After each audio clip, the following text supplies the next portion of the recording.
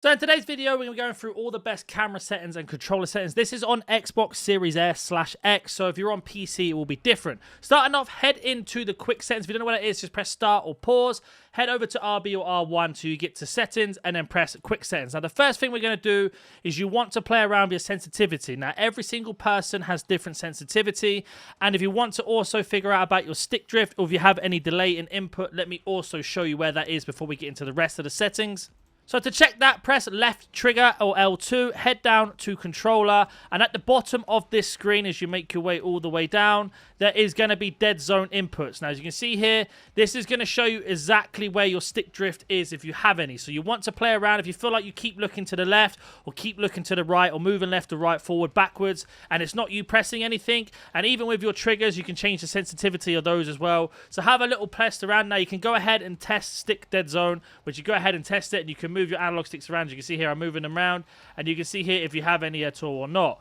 Once you have done that and you've messed around with that, you can then play around with your sensitivity a little bit more on these quick settings, but I just wanted to get that out the way first in case you were having that issue.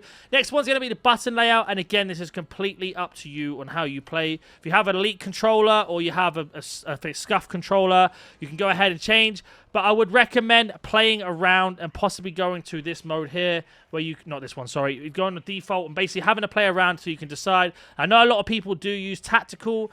I think tactical personally is a better one if you're into doing the power slides and much more on the slide cancels and jumping around and stuff. You want to go tactical because that's going to be your right analog stick is going to change your slide and jump while you're pre-aiming, which is probably better for control, especially if you're on a standard controller like I am.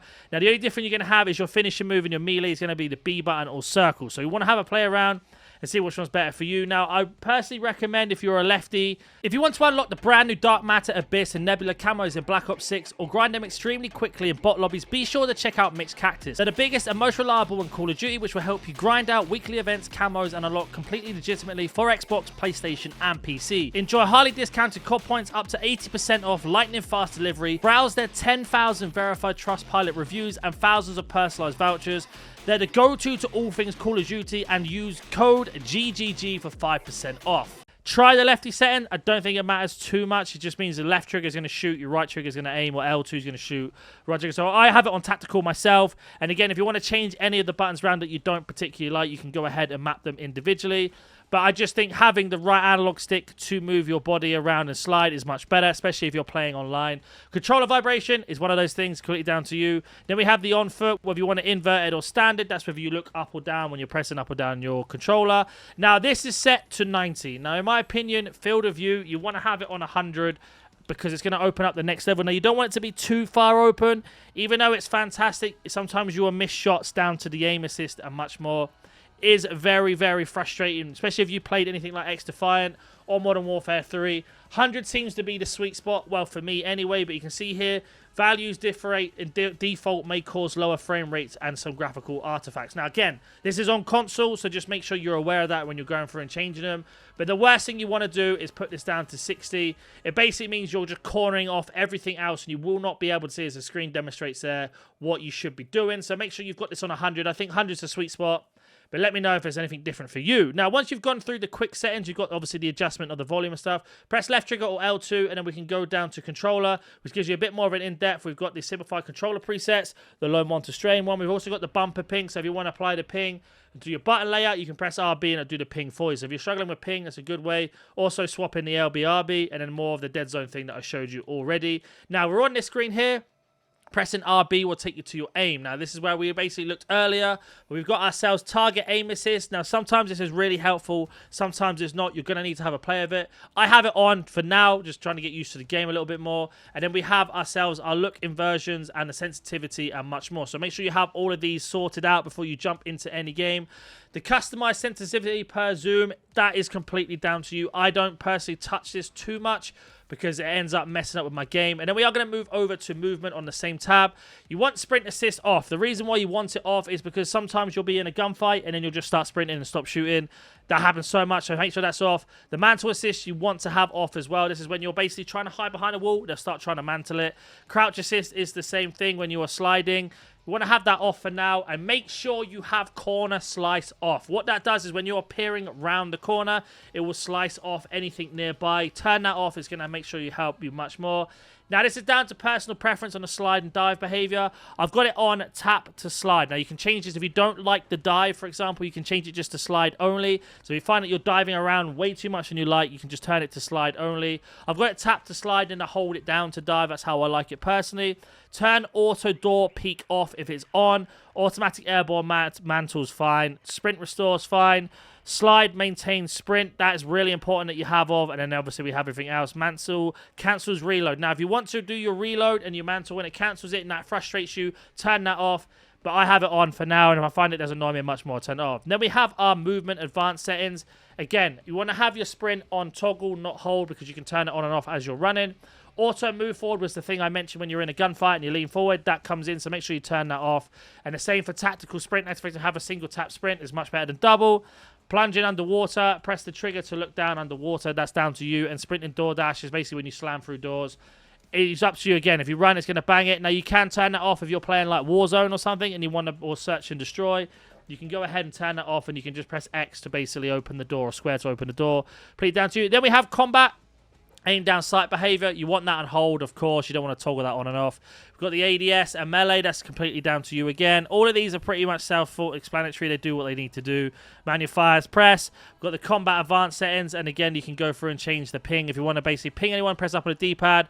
Or you can change it to cycle through your streaks, depending on what you want to do.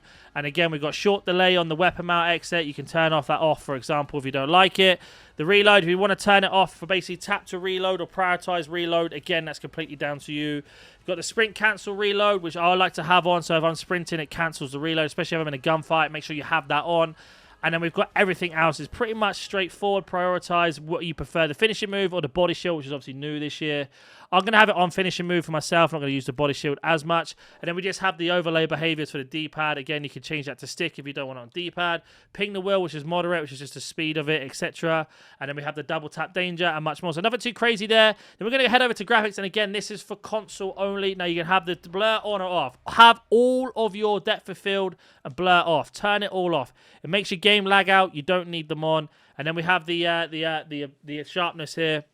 Then we have the cast strength. That's down to you again, whether you want to adjust it or not. Play around with it and see what you feel.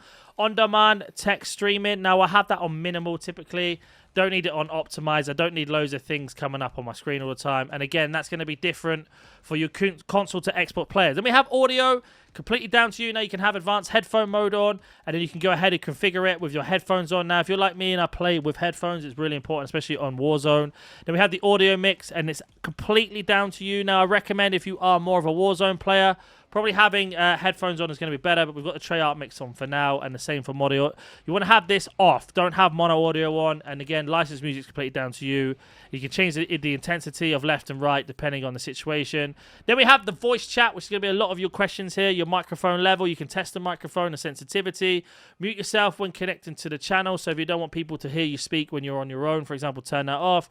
Again, you can change your headset to speakers or anything like that. In voice game, you can have it party only, etc. Go through these, whatever you want to do. Body shield chat is going to be the one you want on, especially if you want to troll some people. Proximity chat, you either want to have on or off, depending if you're playing Warzone or not. And voice chat, as you already know what it is, and you've got the game chat volume there as well. Then that heads us over to the interface, and then we have basically nothing too crazy here. Turn off the gameplay tips if you know what you're doing. Don't need them on. Turn the tutorials off as well. Tool tips.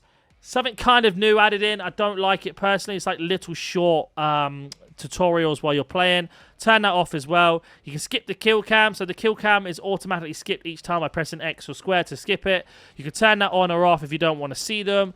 Then we have our server latency, so you can see the responsiveness at all time, the packet loss is all time. Now, it's down to you if you want to know it or not, but if you are checking, it's going to be here. Connection meter as well is really good for when you're playing online. You want to see what your connection is. I usually have that on just to keep an eye on it. Then we have the readability. Again, subtitles, completely down to you if you want to have them on, the size, etc. They're all there annoying you. Then we have the game hub. We've got everything else here in terms of your shield, your mini-map, sorry, if you want to have it round or square. The rotation on or off. The radar is on or off as well, depending on what you want.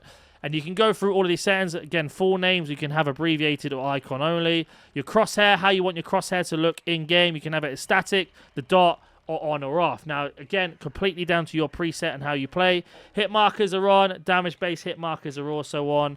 And then we have everything else here that you can see that you want to have on or off. And then that leaves us with just the account. Nothing too crazy to change there. But as always, if you do have any questions, comment down below. If you're new to the channel, smash the like button, subscribe. And I'll catch you in the next Call of Duty video.